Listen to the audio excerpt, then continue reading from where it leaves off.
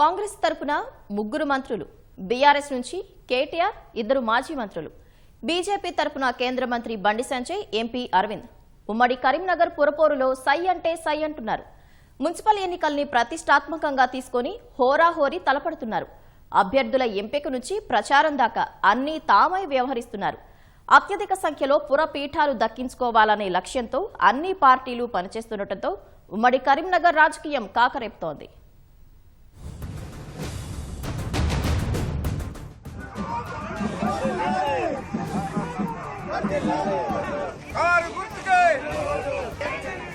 ఉమ్మడి కరీంనగర్ జిల్లాలో పుర రాజకీయం రసవత్తరంగా సాగుతోంది. జగిత్యాల మున్సిపాలిటీ రాజకీయంగా కాకరేపుతోంది. కాంగ్రెస్ పార్టీలో అంతర్గత కలహాలు రచ్చకెక్కాయి. సీనియర్ నేత జీవన్ రెడ్డి బీఆర్ఎస్ నుంచి కాంగ్రెస్ లోకి వచ్చిన జగిత్యాల ఎమ్మెల్యే సంజయ్ మధ్య పచ్చగడ్డి వేస్తే భగ్గుమంటోంది. పార్టీ అభ్యర్థుల ఎంపికలోనూ రచ్చరచ్చ జరిగింది. పోలింగ్ సమయం నాటికి పరిస్థితులు కుదుట పడకపోతే విజయ అవకాశాలపై ప్రభావం చూపే అవకాశముందనే ఆందోళన కాంగ్రెస్ లో ఏర్పడింది. బీఆర్ఎస్ కు నాయకత్వలేమి కనిపిస్తోంది.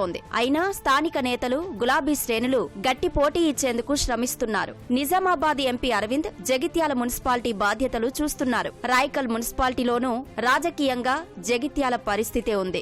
గ్రూప్ రాజకీయాలు, రెబల్స్ బెడద కాంగ్రెస్ ను కలవరపెడుతోంది. కోరుట్ల, మెట్పల్లి మున్సిపాలిటీలలోనూ కాంగ్రెస్, బీఆర్ఎస్ మధ్య హోరాహోరీ నడుస్తోంది. బీఆర్ఎస్ కు స్థానికంగా ఎమ్మెల్యే కల్వకుంట సంజయ్ ఉండడంతో ఆ పార్టీ గెలుపుతో ధీమాతో ఉంది. కాంగ్రెస్ వ్యవహారాలను జువ్వాడి నరసింగరావు, బీజేపీ ఎన్నికల బాధ్యతను ఎంపీ అరవింద్ చూస్తున్నారు.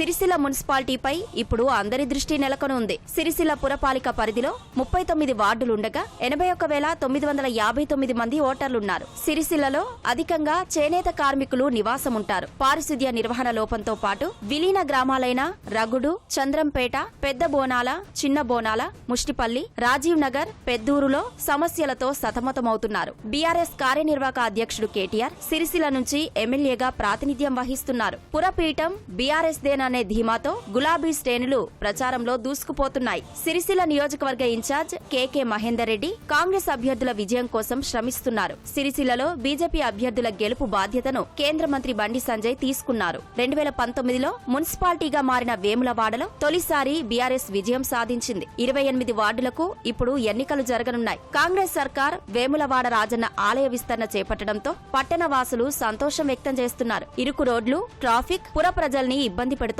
ప్రభుత్వ విప్, స్థానిక ఎమ్మెల్యే ఆది శ్రీనివాస్ వేములవాడ పురపాలికపై కాంగ్రెస్ జెండా ఎగరవేయాలనే లక్ష్యంగా మున్సిపల్ ఎన్నికల్ని ప్రతిష్టాత్మకంగా తీసుకున్నారు. అభ్యర్థుల ఎంపిక నుంచి ప్రచారం దాకా ప్రతి అంశాన్ని పర్యవేక్షిస్తున్నారు. బీఆర్ఎస్, బీజేపీ సైతం అధికార పార్టీకి గట్టి పోటీనిస్తున్నాయి.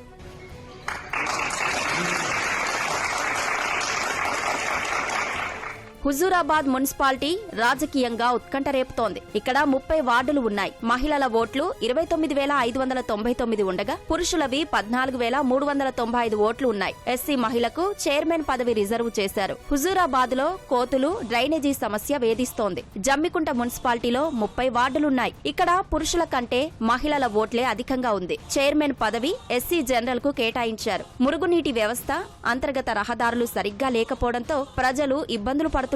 హుజూరాబాద్, జమ్మికుంట పురపాలికపై గులాబీ జెండా ఎగరవేయాలనే సంకల్పంతో బీఆర్ఎస్ ఎమ్మెల్యే కౌశిక్ రెడ్డి అన్నీ తానై వ్యవహరిస్తున్నారు. కాంగ్రెస్ అభ్యర్థుల కోసం నియోజకవర్గ ఇన్ఛార్జ్ బొడితెల ప్రణవ్ శ్రమిస్తుండగా బీజేపీ గెలుపు బాధ్యతను కేంద్ర మంత్రి బండి సంజయ్ తీసుకున్నారు. అయితే ఈటల రాజేందర్, బండి సంజయ్ వర్గాలుగా విడిపోవడం బీజేపీని కలవరపెడుతోంది. మున్సిపాలిటీలను దక్కించుకునేందుకు అన్ని పార్టీలు వ్యూహాలకు పదును పెడుతూ ప్రచారాన్ని హోరెత్తిస్తున్నాయి.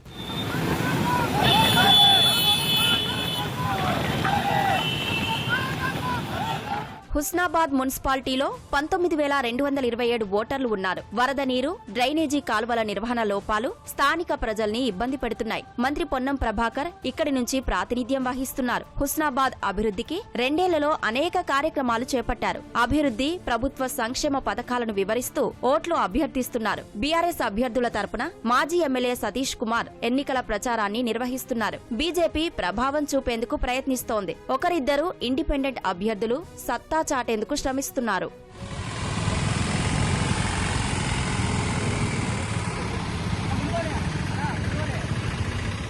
పెద్దపల్లి మున్సిపాలిటీలో 36 వార్డులకు ఎన్నికలు నిర్వహిస్తుండగా చైర్మన్ స్థానాన్ని బీసీ జనరల్ కు రిజర్వ్ చేశారు. ట్రాఫిక్ సమస్యలు, అంత్యక్రియలకు వైకుంఠ ధామాలు లేకపోవడం సహా పలు సమస్యలు పుర ప్రజల్ని వేధిస్తున్నాయి. 2019లో ఏర్పడిన సుల్తానాబాద్ మున్సిపాలిటీలోనూ సమస్యలు తిష్టవేశాయి. రాజీవ్ రహదారిని ఆనుకొని ఉండడంతో ట్రాఫిక్ సమస్యలు తీవ్రంగా ఉన్నాయి. స్థానిక ఎమ్మెల్యే విజయ రమణారావు పెద్దపల్లి సుల్తానాబాద్ పురపాలికపై కాంగ్రెస్ జెండా ఎగరవేయాలనే పట్టుదలతో పనిచేస్తున్నారు. బీఆర్ఎస్ తరపున మాజీ ఎమ్మెల్యే దాసరి మనోహర్ రెడ్డి ఎన్నికల వ్యవహారాలు చక్కపెడుతున్నారు. బీజేపీని గ్రూప్ తగాదాలు కలవరపెడుతున్నాయి. 2018లో మున్సిపాలిటీగా ఏర్పడిన మంథనీలో 13 వార్డులు ఉన్నాయి. చైర్మన్ పదవి బీసీ జనరల్ కు కేటాయించారు. రాష్ట్ర ప్రభుత్వంలో కీలకంగా వ్యవహరిస్తున్న మంత్రి శ్రీధర్ బాబు పట్టణాభివృద్ధి కోసం కృషి చేస్తున్నారు. కోతులతో పాటు డ్రైనేజీ సమస్య పరిష్కారం కావాల్సి ఉంది. మంత్రి శ్రీధర్ బాబు ఉండడంతో గెలుపు నల్లేరుపై నడికేనని కాంగ్రెస్ భావిస్తోంది. మాజీ ఎమ్మెల్యే పుట్టా మధుకర్ నేతృత్వంలో గట్టి పోటీనిచ్చేందుకు బీఆర్ఎస్ ప్రయత్నిస్తోంది. బీజేపీ పరిస్థితి నామమాత్రంగా ఉంది. ధర్మపురి 15 వార్డులతో 2018లో మున్సిపల్ గా ఏర్పడింది. 14,035 మంది ఓటర్లు ఉన్నారు. తలాపునే గోదావరి ఉన్నప్పటికీ నీటి ఎద్దడి స్థానికుల్ని తీవ్రంగా వేధిస్తోంది. డంపింగ్ యార్డు లేకపోవడం, అంతర్గత రహదారులు అధ్వానంగా ఉండటం ప్రధాన సమస్యగా మారింది. సంక్షేమ శాఖ మంత్రి అడ్లూరి లక్ష్మణ్ ఇక్కడి నుంచే ప్రాతినిధ్యం వహిస్తుండటంతో గెలుపుపై కాంగ్రెస్ ధీమాతో ఉంది. బీఆర్ఎస్ తరపున మాజీ మంత్రి కొప్పుల ఈశ్వర్ అధికార పార్టీకి గట్టి పోటీ ఇచ్చేందుకు ప్రయత్నిస్తున్నారు. ఉనికి చాటుకునే బీజేపీ ప్రయత్నిస్తోంది. చొప్పదండి 14 వార్డులతో 2019లో మున్సిపాలిటీగా ఏర్పడింది. మొత్తం 13,916 మంది ఓటర్లు ఉన్నారు. చొప్పదండి చైర్మన్ పదవి ఎస్సీకి కేటాయించారు. కరీంనగర్ డీసీసీ అధ్యక్షుడు, స్థానిక ఎమ్మెల్యే మేడిపల్లి సత్యం కాంగ్రెస్ అభ్యర్థుల గెలుపు బాధ్యతను తీసుకున్నారు. అధికార పార్టీ కావడంతో చొప్పదండి పురపీఠంపై 3 రంగుల జెండా రెపరెపలాడించాలనే పట్టుదలతో ఉన్నారు. బీఆర్ఎస్ తరపున మాజీ ఎమ్మెల్యే సుంకె రవిశంకర్, బీజేపీ తరపున బొడిగే శోభ అధికార పార్టీకి గట్టి పోటీ ఇచ్చి ఉనికి చాటేందుకు ప్రయత్నిస్తున్నారు. అంతర్గత రహదారులు, తాగునీటి సమస్యలు చొప్పదండి పుర ప్రజల్ని వేధిస్తున్నాయి.